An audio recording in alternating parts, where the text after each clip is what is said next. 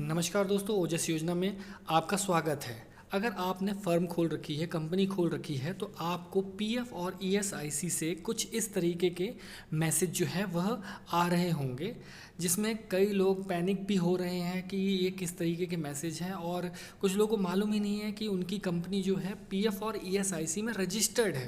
तो ये सारी जानकारी मैं आपको देने वाला हूँ, और आप क्या कर सकते हैं इसके लिए, कैसे कर सकते हैं, वह भी मैं में आपको बतलाने वाला हूँ। तो ये एक इम्पॉर्टेंट इन्फॉर्मेशन होगी जो employer regarding PF and ESIC compliance की। आजकल एम्प्लॉयर और डायरेक्टर को पीएफ कंप्लाइंस के मैसेज मिल रहे हैं। स्क्रीन पर जैसा कि मैंने आपको दिखाया, साफ दिख रहा है कि आपकी कंपनी में पीएफ की कंप्लाइंस नहीं की है, यानी कि आपने फंड जो है वो जमा नहीं किया हुआ है एम्प्लॉयज़ का, ईसीआर फाइल नहीं की है। अगर पेनाल्टी और इंटरेस्ट से बचना है तो समय पर पीएफ की कंप्लायंस करें।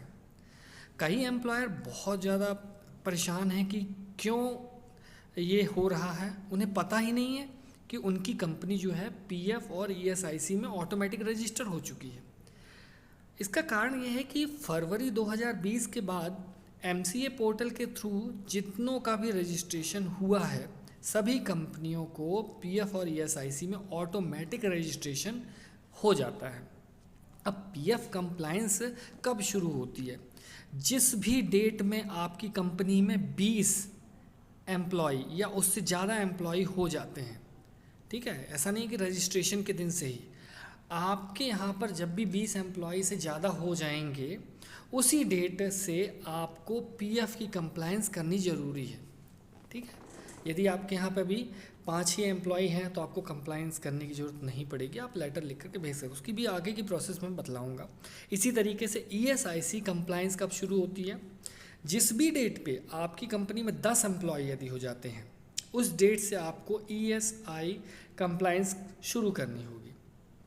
तो ये आपको देखना होगा कि आपके यहाँ यदि 20 से ज़्यादा हो रहे हैं तो पीएफ और ईएसआईसी दोनों जमा करना पड़ेगा, और यदि 10 से ज़्यादा बस हो रहे हैं और 20 से कम है तो केवल आप ईएसआईसी कंप्लायंस फिल कर सकते हैं। Step to follow if you receive such message. अब देखिए, पैनिक होने की ज़रूरत नहीं है। अगर आपकी कंपनी में अभी 10 या 20 एम्प्लॉय नहीं हैं तो उस कंप्लायंस करने की ज़रूरत नहीं है। सेफ साइड के लिए आपको क्या करना होगा?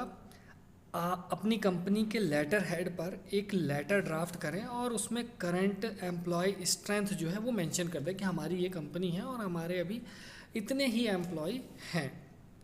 इसी तरीके से पीएफ डिपार्टमेंट या ईएसआईसी डिपार्टमेंट में यह लेटर जो है वो आपको सबमिट कर देना होगा, और यह ध्यान रखना होगा कि उसकी एक रिसीविंग जो है वह हमेशा अपने पास रखनी होगी आपको।